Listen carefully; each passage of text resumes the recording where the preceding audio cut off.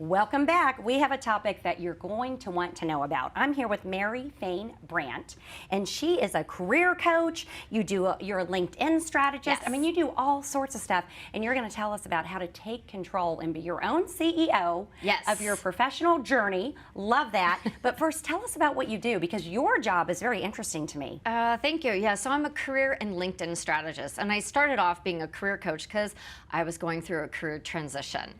And then I dove into LinkedIn because all of my clients needed help positioning themselves on LinkedIn so they would be found by recruiters and talent managers. And tell us, how do you position yourself? What does that mean to you when you're talking to your clients? So most of the time when I'm working with my clients, you know, they've just been in their job for so long, they haven't really taken stock at what they do and highlighting their accomplishments. So I really help package up a person so that they stand out and shine and get found online by the recruiters and talent managers. Okay, I like that word, package up, but I was reading about you before we met this morning, and there was something that you say that really surprised me. You said, forget the resume? Is that right? Explain, what do you mean? Well, I didn't exactly say forget the resume. Okay. What I said is the last thing you should worry about is your resume. Most of the time people they get laid off, or they're like, I want a new job. They pull out their resume, they start updating it with their last experience, and they just start applying to 50 to 100 different companies. It's like throwing spaghetti at the wall. Oh, that's a good analogy. And just praying that something sticks, right? Yeah.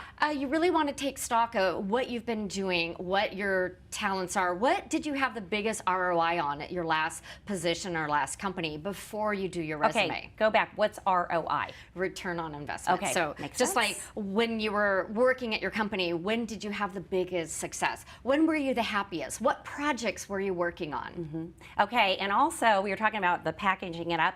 The word is branding, am I right? Personal branding. Okay, personal brand. What does that mean?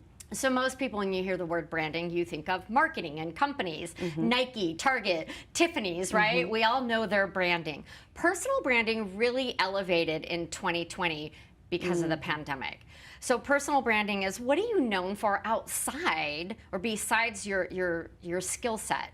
Right? So maybe you're known as a connector. Maybe you're the go-to person in the office. Maybe as an executive assistant, that was my position before, I did all the event planning.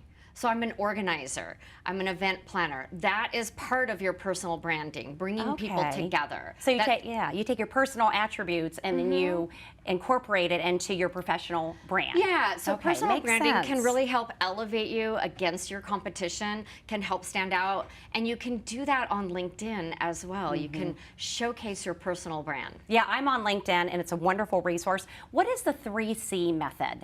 The 3C method was created because of the pandemic. A lot of people were like, I need to be on LinkedIn. They didn't know what they were doing, and it just drove me crazy. So the 3C method is how to connect, cultivate, and convert opportunities right in front of you. Okay, and that's a really good way to remember that. Yes. And then when you are making a decision as to maybe start a new career, maybe it's midlife, or with all the layoffs, you really should be prepared ahead of time, right? Yeah, so let's talk about that. Layoffs are happening every week. You know, I stay on top of that news.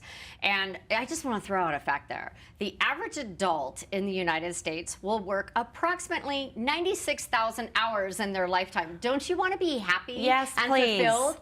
So when, you know, you're thinking about changing careers, I want you guys to actually stop, pause, think about what you've been doing, where you were the happiest, and think about what do the next 5 years look like. And why I say 5 years is because the average length of a job these days is 3 to 4 years. Yeah, it's not like it used to be. Not like it used to be 10 to 20 years. Leave with a pension. It's all different now. You work forever for a pension. You actually, and when you stay with a company, the average salary increase is somewhere between 3 and 7%. But if you change jobs, leave the organization, your salary increase can be 10 to 15%. Okay, another reason why all of these tips are so important. Tell everyone where they can find out more about you and this awesome service that you offer. Oh, wonderful. Well, LinkedIn, you can connect with me there, or you can go to my website, masteritwithmary.com. Excellent. Mary, I think you have a lot of people motivated. Thank you so much for joining us today. Thank you. Great information.